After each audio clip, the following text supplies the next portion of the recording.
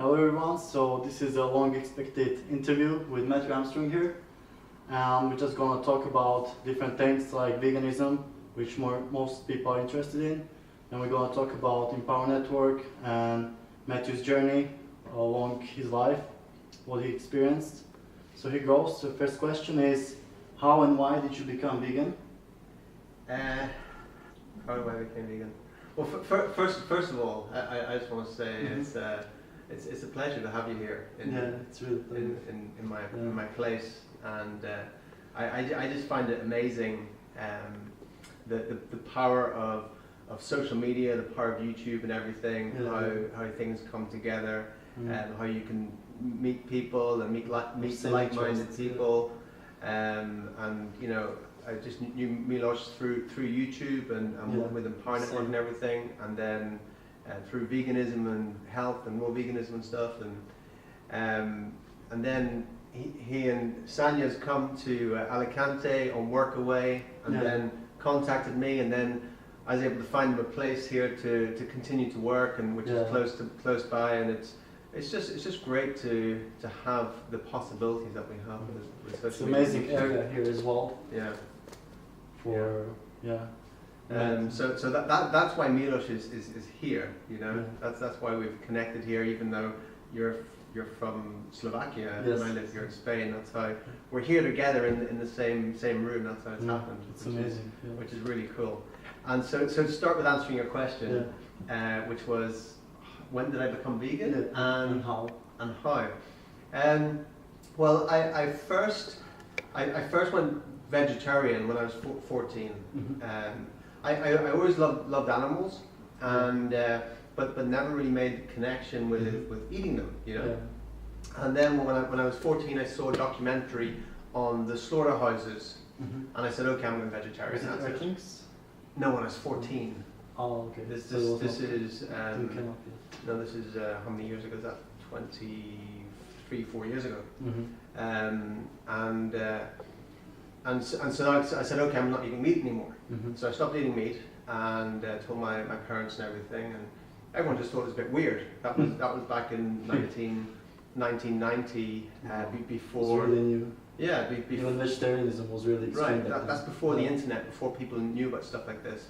And this is living in the countryside in Northern Ireland, where everybody are beef and dairy farmers. Everybody farms cows and dairy. That's what I was surrounded with. And so I did that for a year, and then I started going down to the gym, and I was training in the gym, and the big guys in the gym said, what's your diet? You know, they saw us training hard and everything, and they said, what are you eating? And I said, I'm vegetarian, and they all just laughed at me. You know, they all just thought this was hilarious, and said, you're never going to gain size, you're never going to get strong or build muscle, and you need your protein, you need to eat the meat, you know. Even now, everybody says that. The big guys in the gym. Yeah, and it's proved that you don't, right? But back then, I only had these guys to go off, and they were the big guys in the gym, and I was the skinny 14 or 15-year-old at the time. And so I said, okay, so I stopped being vegetarian then. I said, okay, I don't want to be a skinny weakling my whole life, you know. And so I started eating meat again at that time. And it was only then. Just because from the social pressure. It wasn't social pressure. It was my goals. I had goals in life. I wanted to get strong. I had idols. I had people I looked up to. I saw like Bruce Lee at that age, Jean-Claude Van Damme, and the builds I had, and the physique and the strength. And I said, okay, I want to be able to emulate that, you know. And I was told by authority figures that I couldn't do it unless I ate meat, right? So then years later, about 10 years later, I looked into it again, and then decided to go vegetarian again, seeing that I could be healthy and be a vegetarian. Because even back then in my mid-20s, I knew one person. I didn't even know him. I knew of one person that was vegan, and the joke was because he was a skinny, weak guy, and his head was always like this. so our joke was that he's so weak that he can't even hold his head up. You know, because his head was always like this. He's so weak he can't even hold his head up. You know, so that was the Maybe joke. he cracked his bacon or something. So that was the like. So that's what was my mindset of you know, Yeah. if you're vegan, you've no strength, you know. Mhm. But then I started learning more, and I started obviously you know reading more books and things, and I think I read a book so long ago now, over 10 years, where there's a guy eating raw foods and he was a bodybuilder, you know. Is it the black guy?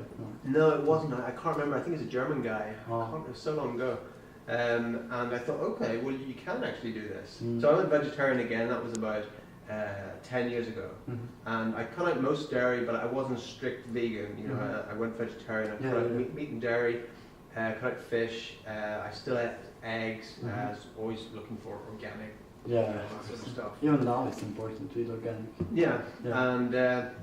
and then it was did that for a number of years, and then five years ago I went vegan, and that was just like a light bulb in my head where I was at a World Vegan Day, which was just just a friend of ours invited us to her place, and she said it's World Vegan Day, come on Ryan, we're going to make some vegan food and stuff. She had like a yoga center, and she had some leaflets on the table, so I looked through the leaflet and I was like. I looked through it and it was all like the benefits of being vegan and what's the difference between vegan and vegetarian and stuff like that, and it was just like a light bulb, and there was like, okay, I'm vegan now, you know, just like that. And after that I didn't touch another. It was really easy, wasn't it? Yeah. To give up. It wasn't, we're not like struggling. No, it's no.